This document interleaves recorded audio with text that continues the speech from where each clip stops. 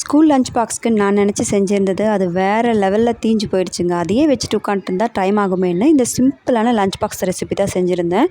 சூப்பரான மசாலா சாதம் எப்படி பண்ணது பார்க்கலாங்களா?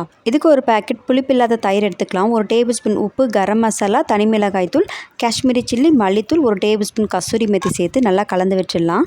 கடாயில் பட்டர், எண்ணெய் சேர்த்துக்கலாம். 1 டீஸ்பூன் சீரகம், மசாலா பொருட்கள், 2 பெரிய வெங்காயம், 2 பச்சை மிளகாய் சேர்த்து நல்லா வதக்கிக்கலாம். வெங்காயம் லைட்டாக வதங்கினதும் 2 டீஸ்பூன் அளவுக்கு இஞ்சி பூண்டு பேஸ்ட் சேர்த்துக்கலாங்க. இது நல்லா வதங்கி பச்சை வாசனை போனதும் மசாலா மிக்ஸ் பண்ணி வச்சுருந்தோம் இல்லைங்களா, அந்த தயிரை சேர்த்துக்கலாம். இது நல்லா கலந்து விட்டுட்டு மூடி போட்டு ஒரு 2 நிமிஷம் நல்லா வதக்கி எண்ணெய் பிரிஞ்சு வந்ததும் வடித்த 1 கப் அளவுக்கு பாஸ்மதி ரைஸ் சேர்த்துக்கலாம். கூடவே 1 கைப்பிடி அளவுக்கு கொத்தமல்லியும் புதினாவும் சேர்த்துக்கோங்க.